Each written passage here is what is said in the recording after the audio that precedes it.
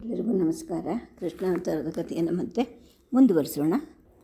ಕೃಷ್ಣ ಎಲ್ಲಿ ಹೋಗಿರ್ಬೋದು ಅಂತ ಎಲ್ಲರೂ ಒಂದೊಂದು ರೀತಿಯಲ್ಲಿ ಒಬ್ಬೊಬ್ಬರು ಯೋಚನೆ ಮಾಡ್ಕೊತ ಹೋಗ್ತಾರೆ. ಜರಾಸಂಧನ ಹತ್ರ ಹೋಗಿರ್ಬೋದು ಅಂತ ಕೆಲವರು ಅಂದ್ಕೊಳ್ತಾರೆ, ಇನ್ನು ಕೆಲವರು ತಲೆ ಮರೆಸ್ಕೊಂಡು ಹೋಗಿರ್ಬೋದು ಅಂತೆಲ್ಲರೂ ಹೇಳ್ತಾರೆ. ಎಲ್ಲರ ಮಾತನ್ನು ಕೇಳ್ತಿದ್ದ ಗರ್ಗಾಚಾರ್ಯರು ಏನು ಮಾಡ್ತಾರೆ, ಅವನು ಕಾಲಯವನ ಅಥವಾ ಸಾಲ್ವನ ಹತ್ರ ಹೋಗಿರಬಹುದು ಅಂಥೇಳಿ ಅಂತಾರೆ. ಅದ್ಯಾಕೆ ಹೀಗಂತಿದ್ದೀರಾ ಅಂತ ಗದಾ ಕೇಳ್ತಾನೆ. ಆಗ ಗರ್ಗಾಚಾರ್ಯರು ಹೇಳ್ತಾರೆ, ಈಗ ಕೆಲವು ದಿನಗಳ ಕೆಳಗಡೆ ಕಾಲಯವನ ಸಮಾಚಾರನ ಅವನು ನನ್ನ ಹತ್ರ ಕೇಳ್ತಾ ಇದ್ದ ಕೃಷ್ಣ. ಆ ಕಥೆಗಳನ್ನು ಹೇಳಿ ಅಂತ ಕೇಳ್ತಿದ್ದ. ಏಕೆಂದರೆ ನಾನು ಚಿಕ್ಕವನಿದ್ದಾಗ, ಅಂದರೆ ಇನ್ನು ಬ್ರಹ್ಮಚಾರಿಯಾಗಿದ್ದಾಗ, ಕಾಲಯವನ ತಂದೆ ಕಡೆಯವರು ನನ್ನನ್ನು ಸೆರೆ ಹಿಡಿದು ಕರ್ಕೊಂಡು ಹೋಗ್ಬಿಟ್ಟಿದ್ರು. ಬಹುಶಃ ನಿಮಗೂ ಅದೆಲ್ಲ ನೆನಪಿದೆ ಅಂದ್ಕೊಂಡಿದ್ದೀನಿ. ಅಲ್ಲಿ ಅವನ ರಾಜಧಾನಿಯಲ್ಲಿ ನಾನು ಕೆಲವು ವರ್ಷ ಇದ್ದೆ. ಆ ಕಾಲಯವನಷ್ಟು ಕ್ರೂರಿ ಬರ್ಬರ ಅವನಪ್ಪ ಆಗಿರಲಿಲ್ಲ. ಅವನಪ್ಪ ಸ್ವಲ್ಪ ಸಾಧು ಇದ್ದ. ಈ ರಾಜಕುಮಾರನಿಗೆ ಗುರುವನ್ನಾಗಿ ನನ್ನನ್ನು ನೇಮಿಸಿದ್ದ. ಆನಂತರ ಕೆಲವು ಕಾಲ ನಂತರ ಆ ಯವನ ರಾಜ ತೀರ್ಕೊಂಡ. ಅವನು ತೀರ್ಕೊಂಡ ನಂತರ ಅಧಿಕಾರ ಅವನ ಸೋದರ ಮಾವನ ಕೈಗೆ ಹೋಯಿತು. ಅಂದರೆ ಕಾಲಯವನ ಸೋದರ ಮಾವನ ಕೈಗೆ ಹೋಯಿತು. ಆಗ ನನಗೂ ಬೇಸರ ಆಯಿತು. ಮಧುರೆಗೆ ಹಿಂದಿರುಗಿದೆ. ವೇಷ ಮರೆಸ್ಕೊಂಡು ನಾನಲ್ಲಿಂದ ಬರಬೇಕಾಯಿತು. ಹೀಗೆ ಕಾಲಯವನ ತಂದೆಯ ಬಗ್ಗೆ ನನ್ನ ಅನುಭವಗಳನ್ನು ಕೃಷ್ಣನಿಗೆ ಹೇಳಿದೆ. ಆಗ ಅವನು ವಿನೋದದಲ್ಲಿ, ಹಾಗಾದರೆ ನಾನು ಕಾಲಯವನ ಇಬ್ಬರು ಅಣ್ಣ ತಮ್ಮಂದರು, ಏಕೆಂದರೆ ನಮ್ಮಿಬ್ಬರಿಗೂ ಒಬ್ಬರೇ ಗುರುಗಳು ಅಂಥೇಳಿ ತಮಾಷೆ ಮಾಡಿದ್ದ. ಬಹುಶಃ ಕಾಲಯವನನ್ನು ಒಂಟಿಯಾಗಿ ಎದುರಿಸೋಕ್ಕೆ ಮನಸ್ಸು ಮಾಡಿರಬಹುದಾ ಅಂತ ಈಗ ನನಗೆ ಅನ್ನಿಸ್ತಿದೆ. ಆಗ ಗೊತ್ತಾಗಲಿಲ್ಲ. ಬಹುಶಃ ಅವನು ಅಲ್ಲಿಗೆ ಹೋಗಿರಬಹುದು ಅಂತ ಹೇಳಿಬಿಟ್ಟು ಆಚಾರ್ಯರು ಹೇಳ್ತಾರೆ. ಆಗ ಈ ರಾಕ್ಷಸ ಅವನನ್ನು ಹೋಳು ಸೀಳು ಹಾಕ್ಬಿಡ್ತಾನೋ ಏನೋ. ಅವರೆಲ್ಲ ಬರೀ ಮೃಗಗಳು ಅಂದ್ಬಿಟ್ಟು ಅನಾದೃಷ್ಟ ಅನ್ನೋನು ಹೇಳ್ತಾನೆ. ಏಕೆಂದರೆ ಅವನು ಒಂದು ಸಲ ಕಾಲಯವನ ಆಸ್ಥಾನಕ್ಕೆ ಹೋಗಿ ಬಂದಿದ್ದ. ಅವರ ಕ್ರೂರ ನಡವಳಿಕೆಯನ್ನು ಅವನು ಕಣ್ಣಾರೆ ನೋಡಿದ್ದ. ಆಗ ಬಲರಾಮ ಹಠಾತ್ತಾಗಿ ಕ್ರೋಧೋನ್ಮತ್ತನಾಗಿ ಎದ್ದೇಳ್ತಾನೆ.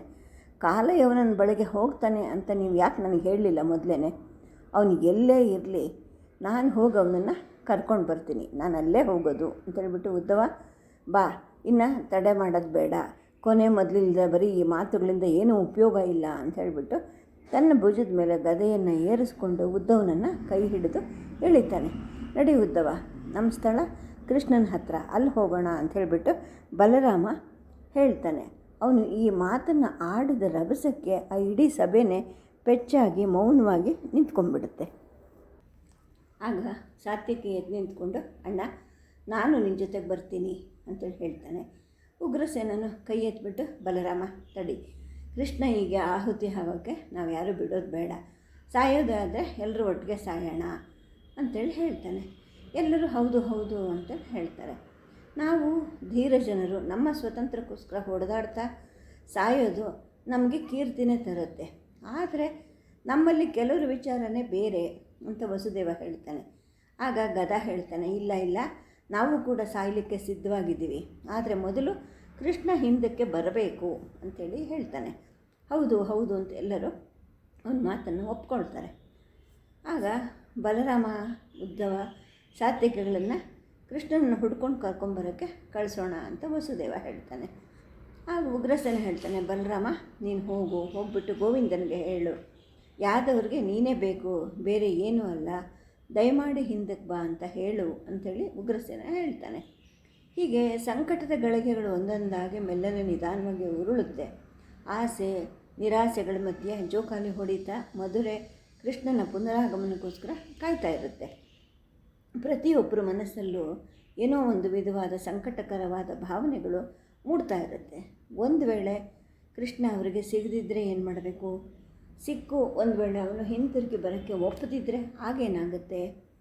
ಒಂದು ವೇಳೆ ಸಾಲ್ವನ ರಾಜ್ಯದವರೆಗೂ ಅವನು ಹೋಗಿದ್ದರೆ, ಅಲ್ಲ ಅವರು ಕೃಷ್ಣನನ್ನು ಕೊಂದಿದ್ದರೆ, ಅಂದರೆ ಮತ್ತೆಂದು ನಾವು ಕೃಷ್ಣನ ನೋಡಲಿಕ್ಕೆ ಆಗೋದೇ ಇಲ್ವಲ್ಲ? ಈ ಥರ ಒಬ್ಬೊಬ್ಬರಲ್ಲಿ ಒಂದೊಂದು ರೀತಿಯ ಭಾವನೆಗಳು ಮೂಡ್ತಾ ಇರುತ್ತೆ. ಹಿರಿಯರಿಗೆಲ್ಲ ಚಿಂತೆ ಭಾರ, ಕಿರಿಯರಿಗೆ ಆತುರ, ಹೆಂಗಸರಂತೂ ಅಳ್ತಾ ವಿಧಿ ಇಲ್ಲದೆ ದಿನನಿತ್ಯದ ಕಾರ್ಯಗಳನ್ನು ಮಾಡ್ತಾ ಇರ್ತಾರೆ. ಹೀಗೆ ದುಃಖದ ರೆಗ್ಗೆಗಳ ಮೇಲೆ ಹಗಲು ಇರುಳು ಎಲ್ಲ ಮೆಲ್ಲಗೆ ಉರುಳುತ್ತಾ ಇರುತ್ತೆ. 4ನೇ ದಿನ ಬರುತ್ತೆ ಶುಭ ಸಮಾಚಾರ. ಕೃಷ್ಣನ ಶಂಖ ಪಾಂಚಜನ್ಯದ ಧ್ವನಿ ಗಾಳಿನಲ್ಲಿ ತೇಲಿ ಬರುತ್ತೆ. ಉದ್ದವ ಅದನ್ನು ಜೊತೆ ಕರ್ಕೊಂಡು ತೊಗೊಂಡು ಹೋಗಿರ್ತಾನೆ. ಮಧುರೆಯ ಮನಸ್ಸು ಸಂತೋಷದಿಂದ ಕುಣಿದಾಡುತ್ತೆ. ಗಂಡಸರು, ಹೆಂಗಸರು, ಮಕ್ಕಳು, ಸರ್ದಾರರು, ಹಿರಿಯರು, ಕಿರಿಯರು, ಸೇವಕರು, ಇಂಥವ್ರು ಅಂತ ಹೇಳೋ ಹಾಗಿಲ್ಲ. ಎಲ್ಲರೂ ಪ್ರತಿಯೊಬ್ಬರು ತಾವು ಮಾಡ್ತಿದ್ದ ಕೆಲಸಗಳನ್ನು ಅಲ್ಲೇ ಬಿಟ್ಟು ಊರು ಬಾಗಿಲ ಹತ್ತಿರಕ್ಕೆ ಓಡಿ ಬರ್ತಾರೆ. ಕೃಷ್ಣ ಹಿಂತಿರುಗಿ ಬಂದಿರ್ತಾನೆ. ಎಲ್ಲರೂ ಜಯ ಕೃಷ್ಣ ಜಯ ಕೃಷ್ಣ ಅಂಥೇಳಿ ಕೂಲಿಕ್ಕೆ ಶುರು ಮಾಡ್ತಾರೆ. ಅಲ್ಲಿದ್ದವರು ಎಲ್ಲ ಕಂಠಗಳಿಂದಲೂ ಕೃಷ್ಣನ ಜಯಘೋಷ ಮೊಳಗಕ್ಕೆ ಶುರುವಾಗುತ್ತೆ. ಆದರೆ ಅವರಿಗೆ ಚಿರಪರಿಚಿತನಾದಂತಹ ಕೃಷ್ಣನ ಮೂರ್ತಿಯಲ್ಲಿ ಇರೋದಿಲ್ಲ. ಈಗ ಬಂದಿರೋ ಕೃಷ್ಣ ಒಬ್ಬ ಪರಿವ್ರಾಜಕನ ಥರ ಇರ್ತಾನೆ. ಕೈಯಲ್ಲಿ ಒಂದು ಕೋಲು ಮಾತ್ರ ಇರುತ್ತೆ. ನಿಧಾನವಾಗಿ ಹೆಜ್ಜೆ ಇಟ್ಟುಕೊಂಡು ಗಂಭೀರ ಮುಖಭಾವದಿಂದ ಅವ್ರ ಕಡೆಗೆ ಬರ್ತಾನೆ. ಅವನ ಈ ದೃಢವಾದ ಗಂಭೀರವಾದ ಮುಖಮುದ್ರೆಯನ್ನು ನೋಡಿ ಜನರಿಗೆ ಉಸಿರೇ ನಿಂತಂಗಾಗುತ್ತೆ. ಏಕೆಂದರೆ ಸದಾ ಹಸನ್ಮುಖನಾಗಿ ನಸುನಗುತ್ತಾ ಎಲ್ಲರ ಕಡೆಗೂ ನಗುವನ್ನು ಬೀರ್ತಿದ್ದವನು ಈಗ ಯಾರ ಕಡೆಗೂ ನೋಡ್ತಾ ಇರಲಿಲ್ಲ, ಗಂಭೀರವಾಗಿರ್ತಾನೆ. ಬಂದವನು ಉಗ್ರಸೇನ ಮಹಾರಾಜನ ಹತ್ರಕ್ಕೆ ಹೋಗಿ ಅವನಿಗೆ ಕಾಲಿಗೆ ನಮಸ್ಕಾರ ಮಾಡ್ತಾನೆ. ತನ್ನ ತಂದೆ ವಸುದೇವನ ಕಾಲಿಗೂ ನಮಸ್ಕಾರ ಮಾಡ್ತಾನೆ. ಒಬ್ಬರಾದ್ಮೇಲೆ ಒಬ್ಬರು ಅವರು ಅವನನ್ನು ಬರಸೆಳೆದು ಅಪ್ಕೊಳ್ತಾರೆ.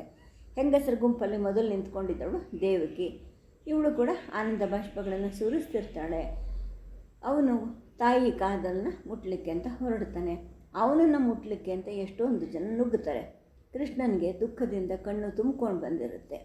ಆಮೇಲೆ ಹೇಳ್ತಾನೆ, ರಾಜರೇ ಮತ್ತು ಪೂಜ್ಯ ತಂದೆಯವರೇ, ನನ್ನ ಮನಸ್ಸಿಗೆ ವಿರುದ್ಧವಾಗಿ ನಾನು ಬಂದಿದ್ದೀನಿ. ಯಾಕೆಂದರೆ ನಿಮ್ಮ ಪ್ರಶ್ನೆ ನನ್ನನ್ನು ಎಳ್ಕೊಂಡು ಬಂತು ಅಂತ ಹೇಳಿದ. ಆಗ ಉಗ್ರಸೇನ ಮಹಾರಾಜ ಹೇಳ್ತಾನೆ, ಬಂದದ್ದೆಲ್ಲ ಬರಲಿ ಕೃಷ್ಣ, ನಿನ್ನನ್ನು ಬಿಟ್ಟು ನಾವು ಬದುಕೋಕ್ಕೆ ಸಾಧ್ಯ ಇಲ್ಲ ಅಂಥೇಳಿ. ಆಗ ಕೃಷ್ಣ ಹೇಳ್ತಾನೆ, ಸದಾ ಯಾವಾಗಲೂ ಧರ್ಮಕ್ಕೋಸ್ಕರ ಪ್ರಾಣವನ್ನು ಅರ್ಪಿಸೋಕ್ಕೆ ನಾವು ಸಿದ್ಧರಾಗಿರಬೇಕು ಅನ್ನೋ ಮನಸ್ಸಿಲ್ಲದೆ ನಾವು ಬದುಕೋದು ಕಷ್ಟ. ಧರ್ಮದ ಬಗ್ಗೆ ಯೋಚನೆ ಇದ್ದರೆ ಮಾತ್ರ ನಾವು ಬದುಕಬಹುದು. ಅದಿಲ್ಲದೆ ಯಾವುದೇ ಒಬ್ಬ ವ್ಯಕ್ತಿ ಇಲ್ಲದಿದ್ದರೆ ನಾವು ಇರೋಕ್ಕಾಗಲ್ಲ ಅನ್ನೋದು ಸುಳ್ಳು ಅಂತ ಹೇಳ್ತಾನೆ. ಇಡೀ ಮಧುರಾ ನಗರಿನೇ ನಗ್ತಾ ಇರುತ್ತೆ, ಅಳ್ತಿರುತ್ತೆ. ಎಷ್ಟೊಂದು ಜನ ಅಳ್ತಾ ಅಳ್ತಾ ಸ್ವಾಗತಿಸ್ತಾರೆ, ಕೆಲವರು ನಗ್ತಾ ನಗ್ತಾ ಸ್ವಾಗತಿಸ್ತಾರೆ. ಆದರೆ ಆಶ್ಚರ್ಯ ಏನು ಅಂದರೆ ಅವನು ಯಾವುದಕ್ಕೂ ಏನು ಪ್ರತಿಕ್ರಿಯೆಯನ್ನು ತೋರಿಸ್ತಾ ಇರೋದಿಲ್ಲ. ಸುಮ್ಮನೆ ಮೌನವಾಗಿ ಅವ್ರ ಜೊತೆಗೆ ಹೆಜ್ಜೆ ಹಾಕ್ತಾ ಇರ್ತಾನೆ. ಸರಿ, ಸರ್ದಾರರೆಲ್ಲರೂ ಸೇರಬೇಕು ಅಂತ ರಾಜನ ಆಹ್ವಾನ ತಕ್ಷಣ ಹೋಗುತ್ತೆ. ಅರಮನೆಯ ಮುಂದಿದ್ದ ಅಂಗಳದಲ್ಲಿ ಜನ ಎಲ್ಲ ಕಿಕ್ಕಿರಿದು ತುಂಬಿರ್ತಾರೆ. ಎಲ್ಲರಿಗೂ ಕೃಷ್ಣನ ದರ್ಶನದ ಕಾತರ ಇರುತ್ತೆ. ಆದರೆ ಈಗ ಬಂದನಲ್ಲ ಪರಿವ್ರಾಜಕನ ವೇಷದಲ್ಲಿ, ಆ ಥರ ಅಲ್ಲ. ತಮ್ಮ ಹೃದಯದಲ್ಲಿ ಅವನು ನೆಲೆಸಿರೋ ರೀತಿಯಲ್ಲಿ, ಅಂದರೆ ಪೀತಾಂಬರ ಉಟ್ಕೊಂಡು ನವಿಲುಗರಿ ಸಮೇತ ಕಿರೀಟ ಇಟ್ಕೊಂಡು ಕೊರಳಲ್ಲಿ ವೈಜಯಂತಿ ಹಾರವನ್ನು ತೊಟ್ಕೊಂಡು ಅವನು ಬರಬೇಕು ಅಂಥೇಳಿ ಎಲ್ಲರೂ ಬಯಸ್ತಾ ಇರ್ತಾರೆ. ಆಗ ಕೃಷ್ಣ ಅವ್ರು ಯಾರಿಗೂ ನಿರಾಶೆ ಮಾಡೋದಿಲ್ಲ. ತನ್ನ ರಥಗಳನ್ನು ಹೂಡಿಕೊಂಡು ತಾನೇ ಸಾರಥ್ಯ ಮಾಡಿಕೊಂಡು ಬಲರಾಮ, ಉದ್ದವ, ಸಾತ್ವಿಕಿಗಳ ಜೊತೆಗೆ ತನ್ನ ಎಂದಿನ ವೇಷದಲ್ಲಿ ಬರ್ತಾನೆ. ಆದರೆ ಗಾಂಭೀರ್ಯ ಶಕ್ತಿಗಳ ಪುತ್ಥಳಿಗಳ ಹಾಗೆ ಅವನು ಕಾಣಿಸ್ತಾ ಇರ್ತಾನೆ. ಅದಕ್ಕೂ ಹೆಚ್ಚಾಗಿ ತುಂಬ ಬಲಶಾಲಿ ವ್ಯಕ್ತಿ ಒಬ್ಬ ನಮ್ಮ ಮುಂದೆ ನಿಂತಿದ್ದಾನೆ ಅಂತ ಅವ್ರಿಗೆಲ್ಲ ಭಾಸ ಆಗೋ ಹಾಗೆ ಅಲ್ಲಿ ಬಂದು ನಿಂತ್ಕೊಳ್ತಾನೆ. ಆಗ ಜನಕ್ಕೆ ತಮಗೆ ಬಂದು ಎರಗೋ ವಿಪತ್ತು ಮರೆತೇ ಹೋಗುತ್ತೆ. ಎಲ್ಲರೂ ಜಯ ಕೃಷ್ಣ ಜಯ ವಾಸುದೇವ ಅಂಥೇಳಿ ಕೂಗ್ತಾರೆ. ಅವನು ಎಲ್ಲರ ಕಡೆನೂ ನೋಡಿ ಕೈ ಜೋಡಿಸ್ತಾನೆ, ಅವರ ಪ್ರಣಾಮಗಳನ್ನು ಅವನು ಸ್ವೀಕರಿಸ್ತಾನೆ. ಆದರೆ ನಿಷ್ಠುರವಾದ ದನಿಯಲ್ಲಿ ಹೇಳ್ತಾನೆ, ಜಯ ಕೃಷ್ಣ ಅನ್ನಬೇಡಿ ನೀವು, ಎಲ್ಲಿ ಧರ್ಮನೋ ಅಲ್ಲಿ ಜಯ, ಹಾಗಾಗಿ ಧರ್ಮಕ್ಕೆ ಜಯವಾಗಲಿ ಅಂತ ನೀವೆಲ್ಲರೂ ಹೇಳಿ ಅಂತೇಳಿ ಹೇಳ್ತಾನೆ. ಇಷ್ಟೆಲ್ಲ ಆದಮೇಲೆ ಅರಮನೆಗೆ ಹೋಗ್ಬಿಟ್ಟು ಸರ್ದಾರರನ್ನು ಭೇಟಿ ಆಗ್ತಾನೆ. ಅವರಿಗೆಲ್ಲ ಪ್ರಣಾಮ ಮಾಡ್ತಾನೆ. ತಮ್ಮ ನಡುವೆ ಬಂದ ಈ ಹೊಸ ವ್ಯಕ್ತಿಯನ್ನು ನೋಡಿ ಅವರಿಗೆಲ್ಲ ಭಯ ಆಗುತ್ತೆ, ಆಶ್ಚರ್ಯ ಆಗುತ್ತೆ. ಏಕೆಂದರೆ ಸದಾ ಮುಗುಳ್ನಗೆಯನ್ನು ಬೆರೆತಿದ್ದಂತಹ ಕೃಷ್ಣ ಬದಲಾಗಿರ್ತಾನೆ. ಧರ್ಮ ಸಂರಕ್ಷಕ ಮತ್ತು ಚಕ್ರಧಾರಿ ದೃಢನಿಷ್ಠುರದ ವಾಸುದೇವ ಅಲ್ಲಿ ಬಂದಿರ್ತಾನೆ. ಉಗ್ರಸೇನ ಮಹಾರಾಜ ಏನು ಮಾಡ್ತಾನೆ, ಮನಃಪೂರ್ವಕವಾಗಿ ಅವನನ್ನು ಬರಮಾಡಿಕೊಂಡು ನಮ್ಮ ಶ್ರದ್ಧಾಹೀನತೆಗೆ ದಯವಿಟ್ಟು ನಮ್ಮನ್ನು ಕ್ಷಮಿಸು ಅಂತ ಕೇಳ್ಕೊಡ್ತಾನೆ. ಆಗ ಎಲ್ಲರ ಮನಸ್ಸನ್ನು ಪ್ರತಿನಿಧಿಸೋ ಹಾಗೆ ಹಿರಿಯ ಸರ್ದಾರ್ನಾದ ಗದಾ ಹೇಳ್ತಾನೆ, ವಾಸುದೇವ, ಇನ್ನು ನೀನು ಎಲ್ಲೂ ನಮ್ಮನ್ನು ಬಿಟ್ಟು ಹೋಗ್ಕೂಡ್ದು. ನೀನು ಬದುಕಿದರೆ ಅಥವಾ ಸತ್ತರೆ ಎರಡು ನಾವು ನಿಮ್ಮ ಜೊತೆಗೇ, ಯಾವತ್ತೂ ನಾವು ನಿಮ್ಮ ಜೊತೆಗೇ ಇರ್ತೀವಿ, ನೀನು ಕೂಡ ನಮ್ಮನ್ನು ಬಿಟ್ಟು ಹೋಗೋ ಮನಸ್ಸು ಮಾಡಬಾರ್ದು ಅಂತೇಳಿ ಕೈ ಮುಗಿತಾನೆ. ಆಗ ಕೃಷ್ಣ ಕೈ ಜೋಡಿಸ್ಬಿಟ್ಟು ಮಹಾರಾಜನ ಪಾದವನ್ನು ಮತ್ತು ತಂದೆಯ ಪಾದವನ್ನು ಮುಟ್ಟಿದ ರೀತಿಯಿಂದ ಪರಿಸ್ಥಿತಿ ಎಷ್ಟು ಗಂಭೀರವಾಗಿದೆ ಅನ್ನೋದ್ರ ಬಗ್ಗೆ ಎಲ್ಲರಿಗೂ ಅರಿವಾಗುತ್ತೆ. ಹೇಳ್ತಾನೆ ಅವನು, ಮಹಾರಾಜ ಮತ್ತು ಪೂಜ್ಯ ತಂದೆ, ನೀವು ಬಯಸಿದ್ರಿ, ಅದಕ್ಕೆ ನಾನು ಹಿಂತಿರುಗಿ ಬಂದೆ. ಇನ್ನು ಎಂದೆಂದೂ ನಾನು ನಿಮ್ಮನ್ನು ಬಿಡೋದಿಲ್ಲ. ನೀವು ನನ್ನನ್ನು ಬಿಟ್ಟರೂ ಪರವಾಗಿಲ್ಲ, ನಾನು ನಿಮ್ಮಗಳನ್ನು ಕೈ ಬಿಡೋದಿಲ್ಲ ಅಂತೇಳಿ ಹೇಳ್ತಾನೆ. ಆಗ ಕದ್ರು ಹೇಳ್ತಾನೆ, ಇಲ್ಲ ಇಲ್ಲ ಹಾಗೆಲ್ಲ ಮಾತಾಡಬೇಡ, ನೀನೊಬ್ಬನೇ ಪವಾಡ ಮಾಡಿಬಿಟ್ಟು ನಮ್ಮನ್ನು ಕಾಯೋಕ್ಕೆ ಶಕ್ತನಾದವನು ಅಂತ ಹೇಳ್ತಾನೆ. ಆಗ ಕೃಷ್ಣ ಹೇಳ್ತಾನೆ, ಒಂದು ಸತಿ ಹೇಳಿದ್ದೆ, ಇನ್ನೂ ಒಂದು ಸತಿ ಹೇಳ್ತೀನಿ ಕೇಳಿಸ್ಕೊಳ್ಳಿ. ಪವಾಡ ಅಂತ ಏನಾದರೂ ನಡೆಯೋದಿದ್ದರೆ ಅದು ಶ್ರದ್ಧೆಯಿಂದ ಮಾತ್ರ ನಡೆಯುತ್ತೆ. ಶ್ರದ್ಧೆ ಇಲ್ಲ ಅಂದರೆ ಯಾವ ದೇವತೆಗಳು ಪವಾಡ ಮಾಡೋಕ್ಕೆ ಸಾಧ್ಯ ಇಲ್ಲ. ಆ ಶ್ರದ್ಧೆ ಏನು? ಧರ್ಮದ ಬಗ್ಗೆ ನಿಮಗೆಲ್ಲರಿಗೂ ಒಲವಿರಬೇಕು. ಅಧರ್ಮದಲ್ಲಿ ನಾವು ನಡೆಯೋದಿಲ್ಲ ಅಂತ ನೀವು ಮನಸ್ಸು ಮಾಡಬೇಕು ಅಂತ ಹೇಳ್ತಾನೆ. ಆಗ ಶಂಕು ಹೇಳ್ತಾನೆ, ನಿನ್ನಲ್ಲಿ ನಮಗೆ ಶ್ರದ್ಧೆ ಇದೆ, ಏನು ಮಾಡಬೇಕು ಅಂತ ನೀನು ಹೇಳು, ನಾವು ಮಾಡ್ತೀವಿ ಅಂತಾನೆ. ಆಗ ಗದಾ ಕೂಡ ಹೇಳ್ತಾನೆ, ಹೌದು ಹೌದು, ನಿನ್ನಲ್ಲಿ ನಮಗೆ ಶ್ರದ್ಧೆ ಇದೆ ಅಂತ ಹೇಳ್ಬಿಟ್ಟು ಅವನ ಮಾತನ್ನು ಎಲ್ಲರೂ ಹೌದು ಹೌದು ಅಂಥೇಳಿ ಒಪ್ಕೊಳ್ತಾರೆ. ಆಗ ಸಾತ್ಯಕ್ಕೆ ಹೇಳ್ತಾನೆ, ವಾಸುದೇವ, ಹಿಂದೆ ಆಗಿದ್ದನ್ನು ದಯವಿಟ್ಟು ಮರೆತುಬಿಟ್ಟು ನಮ್ಮ ಮೇಲೆ ಕೃಪೆ ಮಾಡು, ನಾವೆಲ್ಲರೂ ಒಗ್ಗಟ್ಟಾಗಿದ್ದೀವಿ, ಸಾವಿಗೂ ಕೂಡ ಒಗ್ಗಟ್ಟಾಗಿ ಸಾಯೋಣಂತೆ ಸಾವು ಬರೋದಾದರೆ ಅಂತ ಸಾತ್ಯಕ್ಕೆ ಹೇಳ್ತಾನೆ. ಆಗ ವಸುದೇವ ಭಾವಪರವಶನಾಗಿ ಹೇಳ್ತಾನೆ, ಕಂದ ಕೃಷ್ಣ, ನಮ್ಮನ್ನು ಏನು ಪರೀಕ್ಷೆ ಮಾಡಬೇಡಪ್ಪ, ಸಾಯ್ತಾ ಹೋದರೂ ಪರವಾಗಿಲ್ಲ, ಯುದ್ಧ ಮಾಡ್ಕೊತ ಸಾಯ್ತಾ ಹೋದ್ರೂ ಪರವಾಗಿಲ್ಲ, ಬೇರೆ ಬೇರೆ ನಾವು ಇರೋದು ಬೇಡ, ನೀನು ನಾಯಕನಾಗು. ಆ ಕಾಲಯವನ ಮತ್ತು ಜರಾಸಂದ್ರ ಒಟ್ಟಿಗೆ ಬಂದರೂ ಕೂಡ ನಾವು ಎದುರಿಸೋಕ್ಕೆ ಸಿದ್ಧವಾಗಿರೋಣ ಅಂತ ಹೇಳ್ತಾನೆ. ಆಗ ಕೃಷ್ಣ ಹೇಳ್ತಾನೆ, ಪೂಜ್ಯ ತಂದೆಯವರೇ ಮತ್ತು ರಾಜಶ್ರೇಷ್ಠರೇ, ಶ್ರದ್ಧೆ ಇದ್ದರೆ ಈಗಲೂ ನಾವು ಬದುಕಿ ಸ್ವತಂತ್ರವಾಗಿ ಬಾಳಬಹುದು ಅಂತ ಹೇಳ್ತಾನೆ. ಈ ಮಾತನ್ನು ಬಹಳ ನಿಧಾನವಾಗಿ ಎಲ್ಲರಿಗೂ ಅರ್ಥ ಆಗೋ ಹಾಗೆ ಹೇಳ್ತಾನೆ ಮತ್ತು ವಿಶ್ವಾಸಪೂರ್ಣವಾಗಿ ಹೇಳ್ತಾನೆ. ಎಲ್ಲರೂ ಕೇಳ್ತಾರೆ, ಹೇಗೆ ಮಾಡಬೇಕು ಹೇಳು ಅಂತ. ಆಗ ಕೃಷ್ಣ ಹೇಳ್ತಾನೆ, ಕಾಲಯವನ ಅಥವಾ ಜರಾಸಂದ್ರಿಗೆ ನಾವು ಶರಣು ಹೋಗೋದು ಬೇಡ, ಶತ್ರು ಚಿಂತೆ ಇಲ್ಲ, ಅನ್ನಕ್ಕೆ ಎಷ್ಟು ಜನ ಸಿದ್ಧ ಇದ್ದೀರಾ ಅಂತ ಕೇಳ್ತಾನೆ. ಆಗ ಎಲ್ಲರೂ ಮುಖ ನೋಡ್ಕೊಳ್ತಾರೆ, ಅಂದರೆ ಬೇರೆ ದಾರಿನೇ ಇಲ್ವಲ್ಲ ಇವಾಗ ನಮಗೆ ಅಂತ ಸತ್ರಾಜಿತ್ತು ಗೊಣಗಕ್ಕೆ ಶುರು ಮಾಡ್ತಾನೆ. ಆಗ ಸಾತ್ಯಕ್ಕೆ ಹೇಳ್ತಾನೆ, ಸ್ವತಂತ್ರವಾಗಿ ಬಾಳಿ ಬದುಕುವಂತಹ ದಾರಿನ ನೀನು ನಮಗೆ ತೋರಿಸ್ತೀಯಾ ಅಂತ ಕೇಳ್ತಾನೆ. ಆಗ ಕೃಷ್ಣ ಹೇಳ್ತಾನೆ, ಸ್ವತಂತ್ರರಾಗಿ ಬದುಕಬೇಕು ಅಂದರೆ ಸಾವಿಗೂ ಸಿದ್ಧರಾಗಿರಬೇಕು. ಒಂದು ವೇಳೆ ಸಾವು ಬರೋದಾದರೆ ಸಿದ್ಧವಾಗಿರ್ಬೇಕು ನೀವು. ಸಾವು ಬರಲಿಲ್ಲ ಅಂದರೆ ನಮ್ಮ ಪಾಡಿಗೆ ನಾವು ಸ್ವತಂತ್ರವಾಗಿ ಬದುಕೋಣ.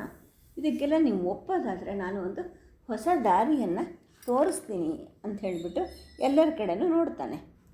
ಆಗ ಉಗ್ರಸೇನ ಮಹಾರಾಜ ಹೇಳ್ತಾನೆ, ದಯೆ ತೋರು, ಏನು ಮಾಡಬೇಕೋ ಹೇಳು, ನಾವು ಮಾಡ್ತೀವಿ. ನಮ್ಮ ಗೌರವ ರಕ್ಷಣೆಗೋಸ್ಕರ ಚಿತೆ ಏರು ಅಂತ ಹೇಳೋದಾದರೆ ಚಿತೆನೂ ಏರೋಣ.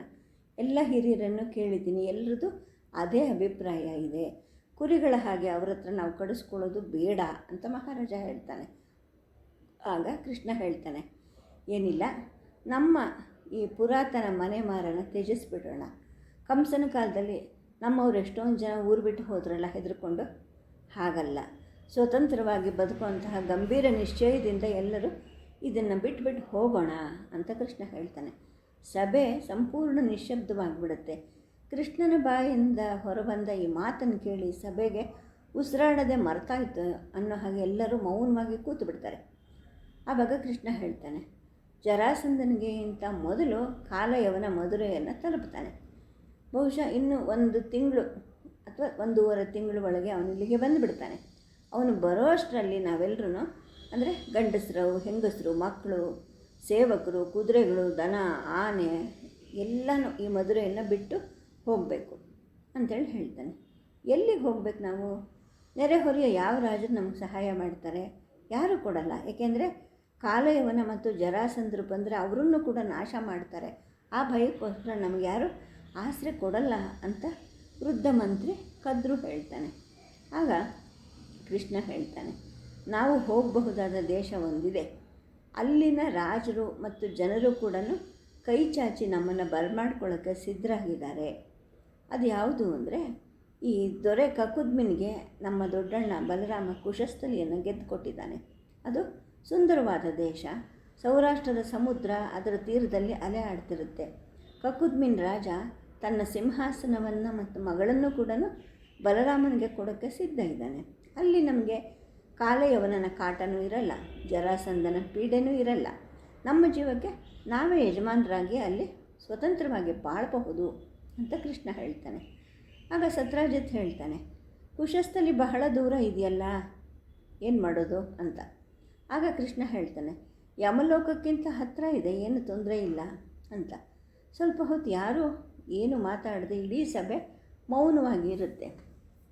ಕೃಷ್ಣ ಮತ್ತೆ ಗಂಭೀರವಾಗಿ ಮುಂದುವರಿಸ್ತಾನೆ, ಮಧುರೆಯನ್ನು ಬಿಡೋಕ್ಕೆ ಇಷ್ಟ ಇಲ್ಲ ಅನ್ನೋದಾದರೆ ಈಗಲೂ ನಿಶ್ಚಯ ಮಾಡ್ಕೊಳ್ಳಿ. ಈ ಗಳಿಗೆನೆ ನಿಮ್ಮ ಇಷ್ಟದ ಪ್ರಕಾರನೇ ನಡೀತೀನಿ, ಆದರೆ ಎಲ್ಲರೂ ಸಾವಿಗೆ ಸಿದ್ಧರಾಗಿರಬೇಕು. ವೈರಿ ಬರೋಕ್ಕೆ ಮೊದಲು ನಮ್ಮ ಹೆಂಗಸರು ಮತ್ತು ಮಕ್ಕಳು ಅಗ್ನಿ ಪ್ರವೇಶ ಮಾಡಲಿ, ಏಕೆಂದರೆ ಆ ಬರ್ಬರರ ಕೈಗೆ ನಮ್ಮ ಹೆಣ್ಣುಮಕ್ಕಳು ಸಿಕ್ಕಿಬೀಳಬಾರ್ದು. ಆದರೆ ನಿಮಗೆ ಒಂದು ಭರವಸೆ ಕೊಡ್ತೀನಿ, ಏನು ಅಂದರೆ ಭವ್ಯ ಭವಿಷ್ಯದ ಭರವಸೆ. ಅದು ನಮ್ಮ ರಥ, ಗಾಡಿ, ದನ, ಕರು, ಆನೆ, ಕುದುರೆ ಇವುಗಳನ್ನೆಲ್ಲ ಸಿದ್ಧಪಡಿಸ್ಬಿಟ್ಟು ಮದುವೆ ಪಾಡಿಗೆ ಮದುವೆಯನ್ನು ಬಿಟ್ಟು ಹೆದರಿ ಓಡಿ ಹೋಗೋ ಹೇಳಿಗಳ ಹಾಗೆ ಅಲ್ಲ ನಾವು ಹೋಗೋದು ಹೊಸ ಬಲಯುತವಾದ ಜೀವನವನ್ನು ಹುಡುಕೊಂಡು ಹೋಗೋ ವೀರರ ಹಾಗೆ ಹೋಗೋಣ.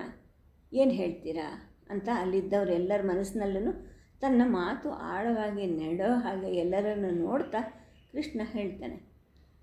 ಸದ್ಯಕ್ಕೆ ಕಥೆಯನ್ನು ಮುಕ್ತಾಯ ಮಾಡ್ತೀನಿ. ನಮಸ್ಕಾರ.